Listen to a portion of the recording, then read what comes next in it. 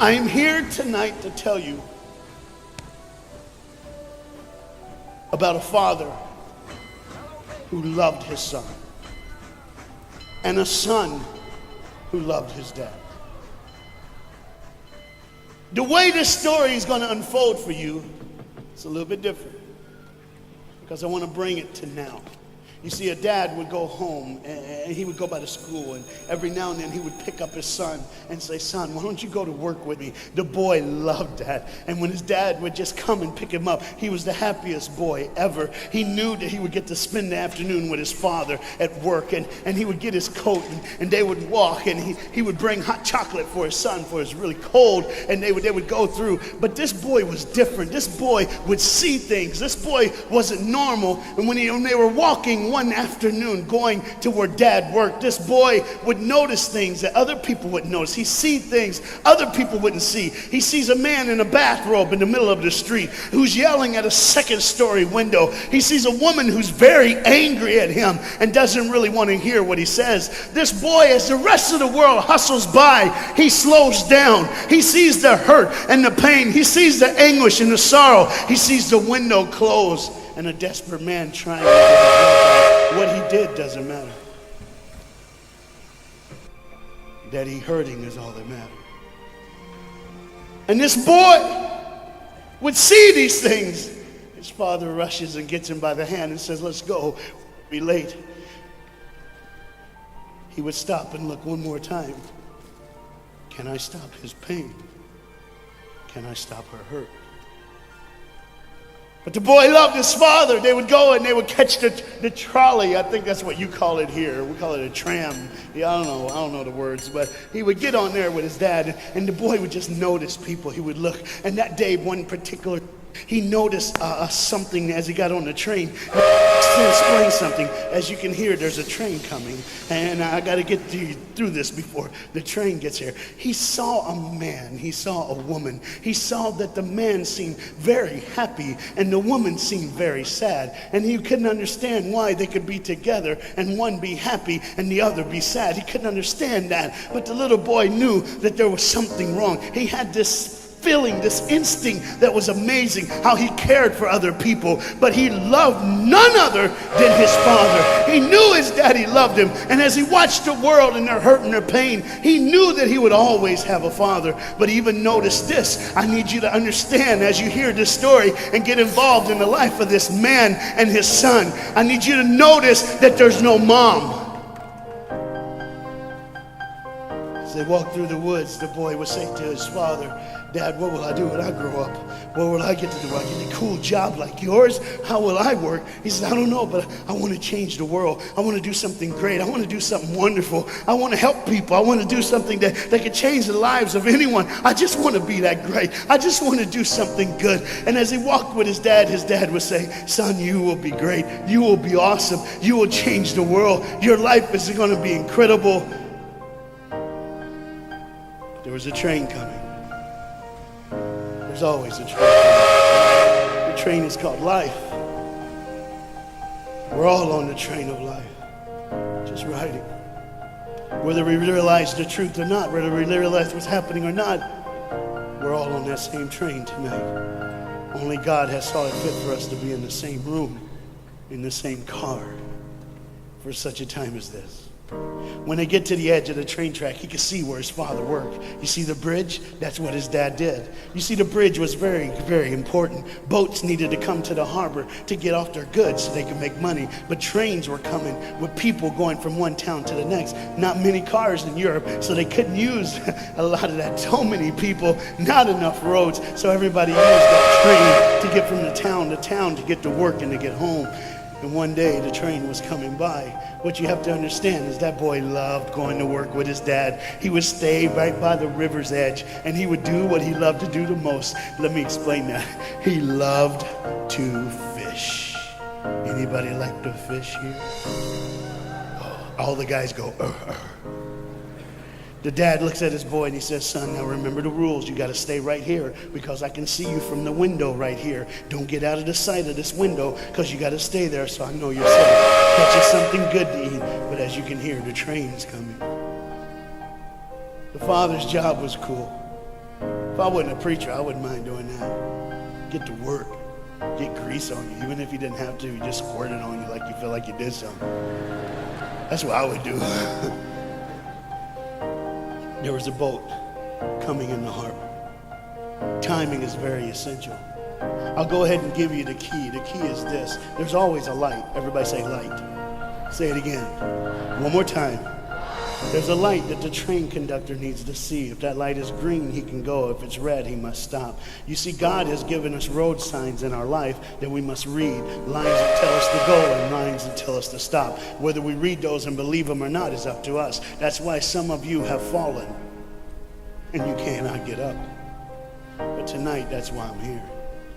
The boat needed to come through, so he called, and the man said, okay, I got time. It's a long time before the train should come. So he pulls the lever, as you just saw, and the big, huge steel bridge, the gears started turning. They started cranking the steam. All of a sudden, gears are moving, and that big, huge bridge is just starting to go up. As it rises higher and higher, he has to watch and make sure everything's set, everything's good, everything's fine. As he looks out the window, he can see everything, but the dad, being a good dad, keeps one eye on his work, but the other eye on his baby. One eye on the world, but the other eye on his children. You think God doesn't know where you are? He keeps one eye on his world and one eye on his child. No matter what you've done or where you've been, it's one eye on the world, but the other eye's on you. He's watched you and he's kept you. Even though your train is coming down the track, he understands that. And even though sometimes, I don't want to get ahead of myself. See the red light? He didn't see it. So many times we don't see the red light. See, to just say the train was early. The boy can hear and see the steam. And he looks and says, Daddy, the train. Daddy, Daddy, the train's early. Daddy, you got a daddy. Hey, Daddy, Daddy, Daddy, Daddy, Daddy, the train. Daddy, the train's coming. But the dad was looking at the gears, making sure he had enough oil, making sure there was enough steam to get the bridge back down for the train. And the boy knew one thing. Now listen, the boy knew that his dad one time showed him where the trigger was. It was a red lever. If he pulls it, the train bridge would collapse down fast and the train would be able to come across. All the boy knew was there were people on that train. There were people that needed to be saved. There were people that had, some of them just with their friends having a good time, like everything's fine. They did not know that the bridge was up. They did not know what was coming. They're just living their life like you and me, just going down the road, just being our own thing, doing our own thing. And the dad all of a sudden hears the train coming. He looks and then he said, oh, my son. He looks out and his boy's gone. He's like, oh my God, where's my son? Where's my son? He got to figure out. He looks back just in time to see his son trying to save the day. All he had to do was pull that lever. He reaches in to pull it, and the boy pulls too far, and he falls in the hole. Now it's on the father, and God the Father, did you hear me? God the Father has to make a choice. It's his now. Do I save my son, or do I save the world? But they don't even know. They don't even know. The greatest decision of his life. He could blame it on them not seeing the red light. He could blame it doesn't matter anymore. Pull the lever, save the world. Leave it up, save your son. For God so loved the world that he gave his only son.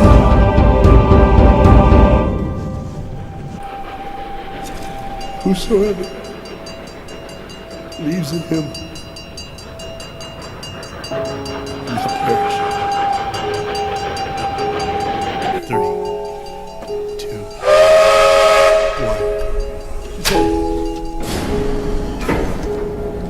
1. And they didn't even know.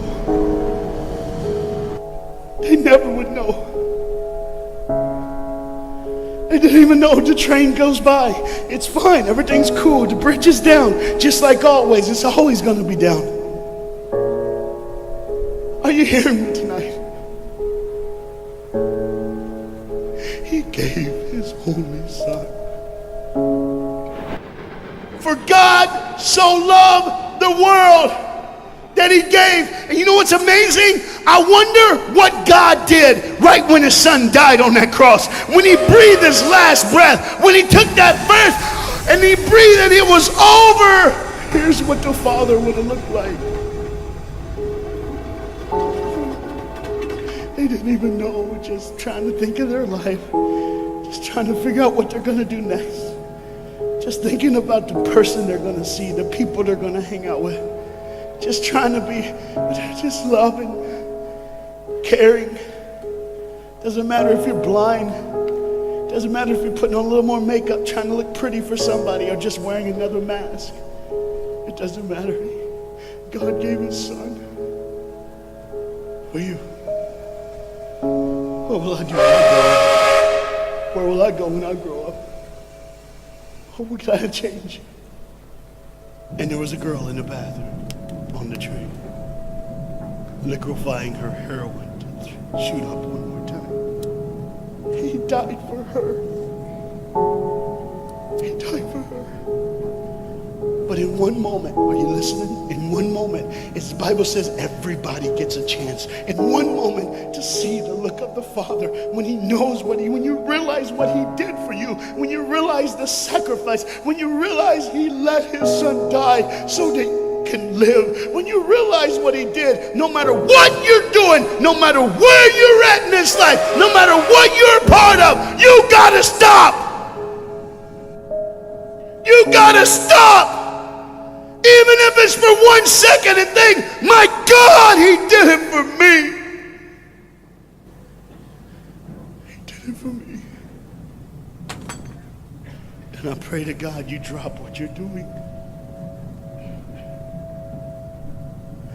Drop what you're doing.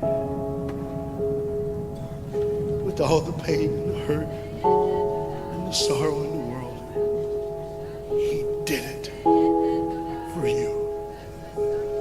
That's why you're so quiet.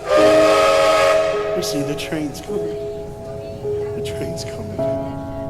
Everybody has things. You have ways of I don't want to do that. I don't want to, but why do I keep doing it? Even Paul said, why do I do what my flesh tells me, and I do what I know is wrong, and I don't do what I know is right? You got to understand tonight, the fight is on, and we can win. We become more than conquerors through Jesus Christ. And I'm not preaching just for me. I'm preaching on behalf of you. But what you got to understand is there had to be a moment in those 3 days when Jesus died on a Friday and rose again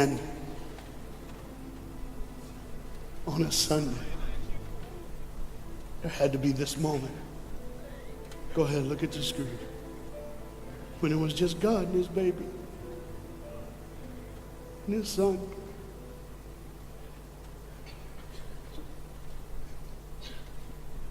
Every sin that's ever been committed in this earth is rolling through your mind right now. I'm here to tell you that as the sun sets in the afternoon, the sun will rise again. And when the sun rises again, you cannot change your past, but you can change your future. You see, it's always a different day. One day someone lives, the next day they die, the next day you wake up and you're still living. You're like, why am I going to live? Why does this have to be my turn? Why can't I? You can just preach. I could have stopped, but I need you to see the whole picture here. You see, because when God the Father gave his only son, when Jesus Christ breathed his last breath and he died, he did it in a way that you can never ever say, you don't know me, you don't understand me, God don't understand my pain, God don't understand my sorrow. You see, that's the very train that boy was on. That's the very train that he was on. And as this dad remembers, look real close. You see the pictures of the people? Bam, there they are. But there's somebody added in the picture, isn't it? Bam, there they are. Do you see who's added in it? In every face of every person, Jesus is in their life. Why? Because when you're the greatest sacrifice, you always end up in everyone's life, no matter where they are, who they are. He did it so that you can say he was there all the time, waiting patiently in line. Jesus Christ was there all the time. And the train keeps going. The train keeps coming. Train keeps moving. People keep living and people keep dying. And God the Father just watches it all. One eye on the world, the other eye on you. Some of you are starting to figure it out. You're like, what is he looking for? Just one girl. Because see, the whole horrible day, God only had his eyes on one person. And it was just a day on the street corner. And he walked by, saw a girl with a baby. And she saw him. Do you get it? Old things are passed away. Behold, all things become new. He did it so that we could live. No matter what the sin, no matter what the pain, no matter what the sorrow, the sacrifice was perfect. It was perfect. And it was for you. And God the Father watches it all unfold. And all he can say